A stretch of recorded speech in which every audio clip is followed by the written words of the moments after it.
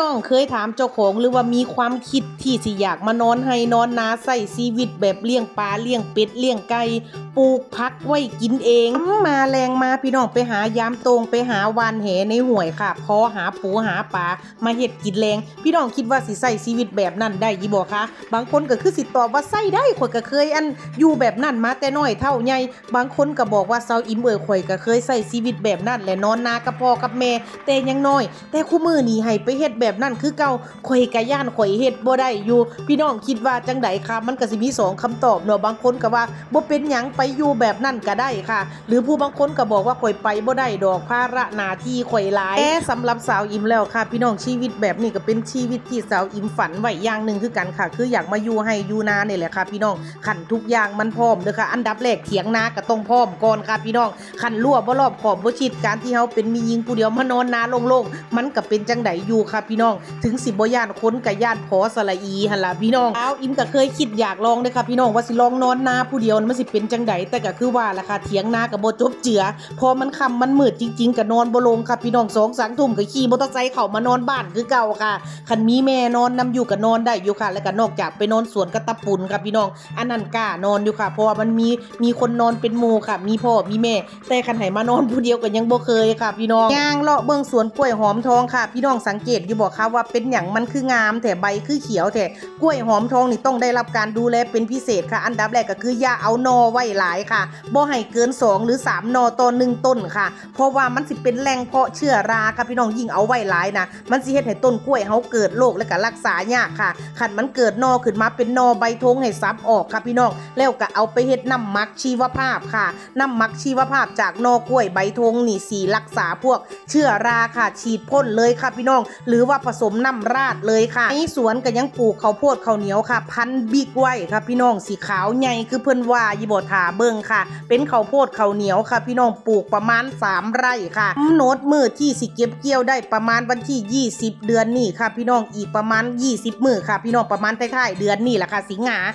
ก็สิเก็บได้แล้วค่ะถ้าเบิ่งพี่น้องเดี๋ยวเซาอิมสิมาเก็บให้พี่น้องเบิ่งว่ามันสิบิ๊กไว้สมชื่อยิบ่คะข้าวโพดข้าวเหนียวบิ๊กไว้นี่เพิ่นบอกว่าสิเม็ดใหญ่เม็ดขาวค่ะพี่น้องแล้วก็เหนียวนุ่มแซ่บค่ะที่สำคัญก็ทนทานต่อโรคต่อแมลงค่ะหน้าเซาอิมเพิ่นไปซื้อเมล็ดพันธุ์มาจากไสบูนี่ค่ะราคาหลายตังค์อยู่เด้ค่ะกว่าสิปลูกเบิด3ไร่ก็หลายพันพุ่นล่ะค่ะเดี๋ยวให้กาบมันซอดก่อนก็คือกาบเป็นสีน้ำตาลและก็ให้หนวดเพิ่นเป็นออกสีแดงๆสีน้ำตาลจักน้อยนึงค่ะพี่น้องประมาณสิ้นเดือนเดียวได้ชมผลงานแน่นอนเซาอิมสิมาเก็บให้พี่น้องเบิ่งค่ะนี่ล่ะค่ะพี่น้องวิถีชีวิตค่ะนอกจากเฮ็ดนาเป็นหลักแล้วในสวนตอนนี้ก็มีทั้งกล้วยหอมทองค่ะที่ปลูกแล้วก็มีข้าวโพดค่ะพี่น้องถั่วลิสงค่ะปลูกหลายอย่างอยู่เด้ค่ะพี่น้องเป็นพืชไร่พืชสวนค่ะการเฮ็ดนาเฮาก็บ่แม่นแต่ว่าสิโลจากการขายข้าวอย่างเดียวค่ะพี่น้องบางทีก็บางสิ่งบางอย่างเฮาก็ปลูกไว้กินนั่นแหละค่ะเหลือกินก็ได้ขายค่ะพี่น้องและก็ยังมีการเลี้ยงสัตว์ค่ะเลี้ยงปลาเลี้ยงเป็ดเลี้ยงไก่หั่นล่ะพี่น้องเพื่อเป็นแหล่งอาหารค่ะพอเฮามีแหล่งอาหารเฮาก็นอนนาได้แทบสิบ่ต้องซื้อหยังนอกจากผงชูรสน้ำปลาค่ะพืชผักสวนครัวก็บ่ให้ขาดค่ะต้นกระเจี๊ยบเขียวอันนี้เก็บกินหลายรุ่นหลายรอบแล้วค่ะจนว่าออกหมากน้ำก็บ่ทันล่ะค่ะออกมาบัดใดก็นึ่งก็ต้มก็ลวกกินโลดค่ะเฮาก็ปลูกผักที่เฮามักหั่นล่ะค่ะกินดูๆกระเจี๊ยบเขียวหมักฮุงแน่ค่ะหมักพริกค่ะผักปังต้นหอมผักชีมีทุกสิ่งทุกอย่างอยู่ในสวนแบบบ่ต้องซื้อค่ะพริกแบบนี้ก็บ่ต้องไปซื้อในบ้านค่ะเก็บอยู่ในหั่นล่ะพี่น้องบางทีคันเฮาขี้ข้านเข้าบ้านเฮาก็เก็บพริกเก็บผักอยู่สวนค่ะปลาที่เฮาเลี้ยงไว้ก็เริ่มสิได้จับกินแล้วค่ะอยู่ในนานี่สิขุดลอกแบบว่าเลี้ยงปลาข้างคันแทนาน่ะค่ะอยู่3บ่อค่ะบ่อแรกเลี้ยงปลาหมอเทศค่ะพี่น้องรู้จักอีบ่คะปลาหมอเทศคล้ายๆปลาเข็งตัวใหญ่ๆน่ะค่ะแล้วก็เลี้ยงปลานิลอีกบ่อนึงค่ะอย่าว่าบ่อเถอะพี่น้องคลองนึงหั่นล่ะค่ะลอกเป็นคลองไปแล้วก็เลี้ยงปลาดุกนี่ล่ะค่ะแต่ว่าจับกินดูก็สิแม่นปลาดุกนั่นล่ะค่ะเลี้ยงง่ายตัวไวค่ะป่นก็แซ่บผัดก็ได้แกงก็ได้ครับพี่น้องเอามาตำแจ่วก็แซ่บค่ะปลาดุกนี่สิจับกินบ่อยสุดๆเลยค่ะแล้วก็อีกอย่างนึงก็คือเฮาเลี้ยงเองมันก็เนื้อหวานเนื้อแซ่บค่ะเฮาจับขึ้นมาสดๆแค่ทาเกลือเอาไปย่างกินกับตำมะฮุ่งก็แซ่บแล้วค่ะเลิศโลดเลยแหละค่ะว่าง่ายๆโลดค่ะช่วงนี้สาวอิมออกมาดำนามาใส่ปุ๋ยกับปิ้งปลาดุกกินคู่เที่ยงค่ะตำมะฮุ่งกินกันหลายๆคนม่วนๆค่ะแซ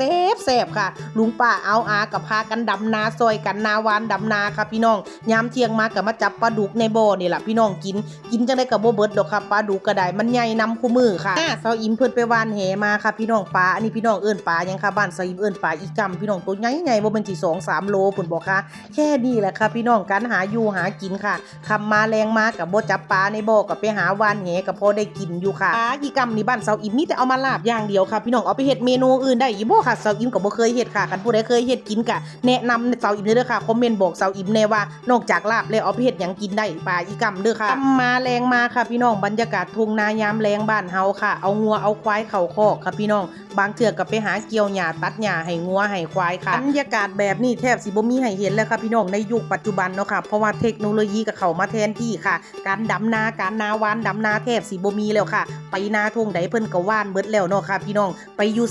ไสกับบ่สุขใจซำอยู่บ้านเฮาเด้อค่ะพี่น้อง